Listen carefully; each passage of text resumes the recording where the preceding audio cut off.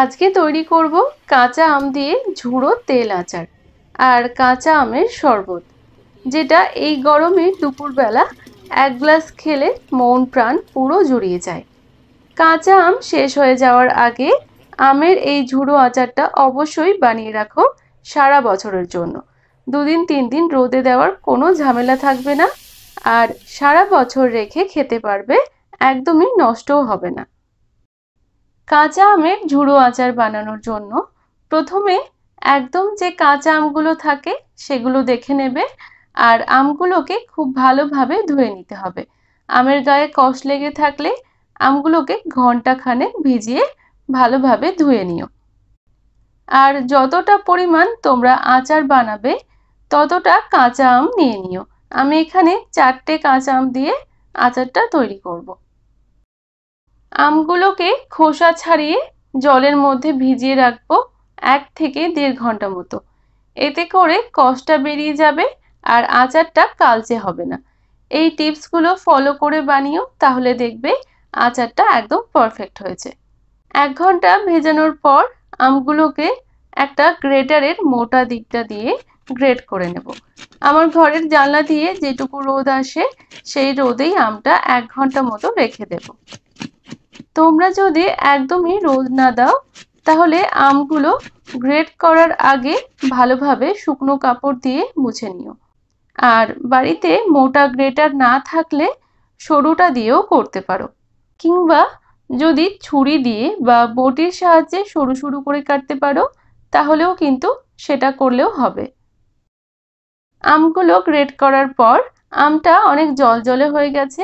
এবার যেটা করতে হবে, গ্রেট করা আমটা নিয়ে হালকা চেপে চেপে জুসটা বের করে নিতে হবে। আমগুলো এমনভাবে চিপবে যেন আমটা একদম রুক্ষ না হয়, কারণ জুসটা পুরো বের করে নিলে আচারের মধ্যে আমের হালকা তুলতুলে যে ভাবটা থাকে সেটা থাকবে না। আর যারা ভাবছো আমটা ভালোভাবে না চিপলে বা রোদ না দিলে আচারটা নষ্ট হয়ে যাবে, এরমটা কখনোই হবে না যদি তোমরা টিপসগুলো ফলো করে বানাও। আমগুলো থেকে জুসটা বের করা হয়ে গেলে এগুলোকে একটু ভালোভাবে চারিদিকে ছড়িয়ে দেব, আর মাত্র 1 ঘন্টা মতো রোদে দিয়ে দেব। খুব বেশি খটখটে রোদ হলে 30 মিনিট দিলেই যথেষ্ট। ততক্ষণে আচারের জন্য একটা মশলা রেডি করে নেব। ফ্রাইং প্যানে নিয়ে নিচ্ছি 1/2 টিস্পুন 5 ফোড়ন, 1/2 টিস্পুন জোয়ান, 1/2 টিস্পুন করে দুবার নিয়ে নিচ্ছি গোটা ধনে, প্রায় 1/2 টিস্পুন কালো জিরে, আর নিয়ে নিচ্ছি 1/2 টিস্পুন কালো সর্ষে। এগুলোকে রোস্ট করে নেব। তোমরা ইচ্ছে হলে শুকনো লঙ্কাও ব্যবহার করতে পারো। মশলাগুলো রোস্ট করে আমি একটু ঠান্ডা করে একটা হামানদিস্তার মধ্যে নিয়ে নিচ্ছি। মশলাটা একটু মোটা দানা দানা করে গুঁড়ো করতে হবে, কারণ আচারের মশলা খুব বেশি গুঁড়ো হয়ে গেলে খেতে অতটাও টেস্ট হয় না। এই দেখো কেমন মোটা মোটা করে গুঁড়ো করে নিয়েছি। চেষ্টা করো মশলাটা এইভাবেই গুঁড়ো করতে।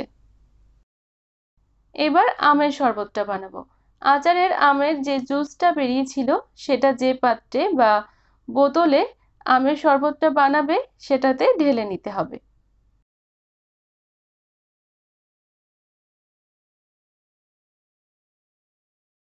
আমি এই কাঁচের বটলটাতে বানাচ্ছি। এবার এটাতে দিয়ে দিচ্ছি স্বাদ মতো বিট নুন। বিট নুন না থাকলে নর্মাল নুনও দিতে পারো। কয়েকটা পুদিনা পাতা একটু ছিঁড়ে দিয়ে দিচ্ছি যাতে ফ্লেভারটা সুন্দরভাবে বেরিয়ে আসে। সামান্য চিনি দিয়ে দিচ্ছি টেস্টটা ব্যালেন্স হওয়ার জন্য, তবে ইচ্ছে না হলে স্কিপ করতে পারো।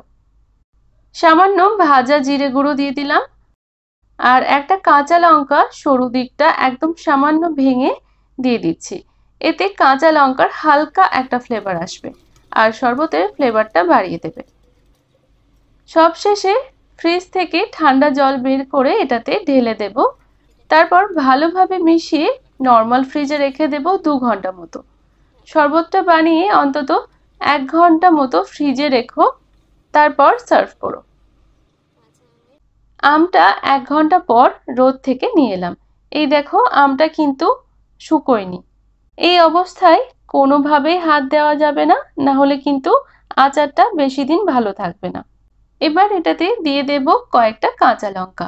কাঁচা লঙ্কাগুলো একটু ভেঙে ভেঙে দিচ্ছি, যাতে কাঁচা লঙ্কার ফ্লেভারটা আচারের মধ্যে ভালোভাবে মিশে যায়। তোমরা যদি আচারটা বেশি ঝাল পছন্দ করো, তাহলে গুঁড়ো মশলা যেটা করলাম আমি, সেখানে শুকনো লঙ্কাও ব্যবহার করতে পারো।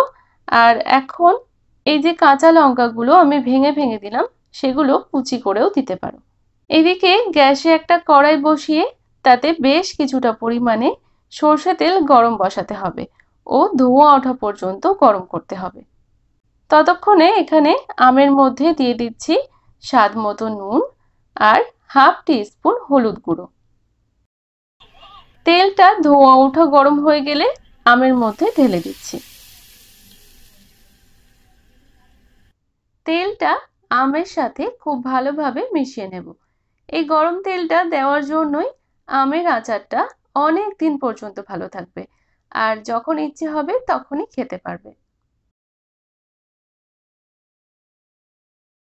এবার আমটা পুরোপুরি ঠান্ডা হলে যে পাত্রে আচারটা রাখবে সেটা নিয়ে সামান্য সর্ষে তেল দিয়ে পুরোটাতে ভালোভাবে লাগিয়ে নিতে হবে। আর আচারটা রাখার আগে অবশ্যই চেক করে নিও সেটাতে যেন এক ছিটে ফোঁটাও জল না থাকে। জল থাকলে কিন্তু আচারটা খুব তাড়াতাড়ি নষ্ট হয়ে যাবে। আর যে কোনো আচারই কাচের পাত্রে রাখলে সেটা অনেক দিন পর্যন্ত ভালো থাকবে আর টেস্টও ভালো হয়।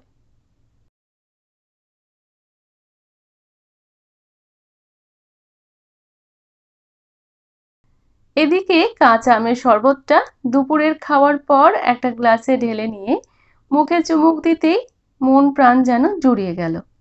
তাহলে তোমরা দেখলে কতটা সহজেই আজকে দুটো রেসিপি আমি তৈরি করলাম। কাঁচা আম ফুরিয়ে যাওয়ার আগে অবশ্যই বাড়িতে বানিয়ে নাও এই ঝুড়ো আমের আচার, আর সারা বছর নষ্ট হয়ে যাওয়ার ভয় ছাড়াই খাও। যাদের বাড়িতে রোদ আসে না তারাও নিশ্চিন্তে এই আচারটা বানিয়ে রাখতে পারো। আজকের মতো টাটা, আবার দেখা হবে পরবর্তী রেসিপির সাথে। ভালো থেকো, সুস্থ থেকো।